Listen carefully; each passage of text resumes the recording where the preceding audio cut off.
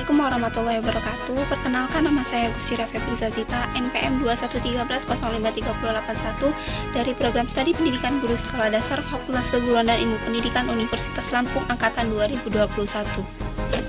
Saya di sini akan mereview atau menjelaskan materi tentang salam pramuka, sifat dan tingkatan dalam gerakan kepramukaan. Materi yang pertama yaitu salam pramuka.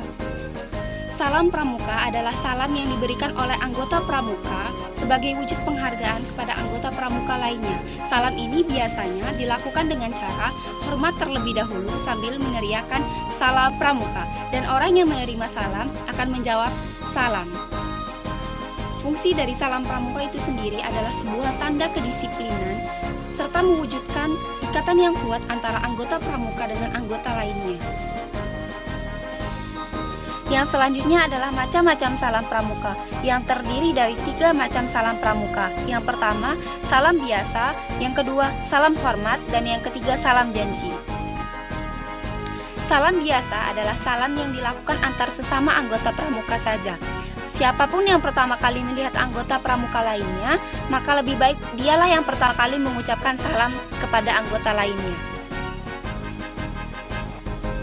Salam biasa ini pun dapat dilakukan ketika kita sedang berjalan, sedang duduk, sedang bersepeda, sedang berkendara. Jadi tidak mesti ketika kita sedang berdiri.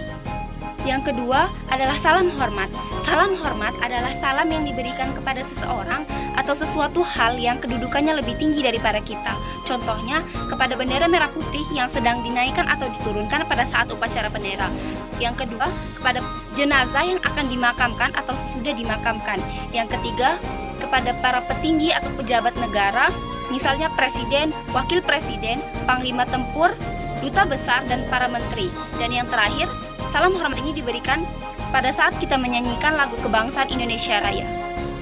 Yang ketiga adalah salam janji. Salam janji adalah salam yang dilakukan oleh anggota pramuka pada saat sedang dilantik. Salam ini juga diberikan ketika sedang mengucapkan Trisatya dan Dwi Satya. Selain itu, salam ini juga diberikan ketika mengucapkan janji Trisatya dalam acara ulang janji. Materi yang kedua yaitu sifat gerakan kepramukaan. Berdasarkan resolusi konfirmasi kepanduan sedunia pada tahun 1924 di Copenhagen, Denmark, maka sifat kepanduan terbagi menjadi 3, yaitu nasional, yang berarti organisasi yang menyelenggarakan kepanduan di suatu negara haruslah menyesuaikan pendidikannya itu dengan keadaan, kebutuhan, dan kepentingan bermasyarakat dan bernegara. Yang kedua adalah internasional, yang berarti organisasi kepanduan di dunia maupun di negara yang harus membina dan mewujudkan rasa persaudaraan dan persahabatan antar sesama pandu dan sesama manusia tanpa membedakan kepercayaan, agama, tingkatan golongan, berbangsa, dan bernegara. Yang ketiga, universal, yang berarti bahwa kepanduan dapat digunakan di mana saja, mendidik anak-anak siapa saja, yang dalam pelaksanaannya selalu menggunakan metode prinsip dasar dan metode kepanduan. Materi yang ketiga adalah tingkatan dalam gerakan kepramukaan. Tingkatan dalam gerakan kepramukaan adalah sebuah tingkatan yang ditentukan oleh kemampuan anggotanya. Tingkatan itu disebut dengan syarat-syarat kecakapan umum atau SKU. Untuk pramuka siaga dan penggalang memiliki 3 tingkatan, untuk pramuka penegak hanya memiliki 2 tingkatan, dan untuk pramuka pandega hanya memiliki 1 tingkatan. Untuk tingkatan yang pertama yaitu tingkatan pramuka siaga, yang terdiri dari siaga mula, siaga bantu, dan siaga tatap.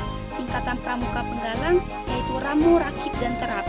Dan terakhir, tingkatan pramuka penegak yaitu penegak bantara dan penegak laksana.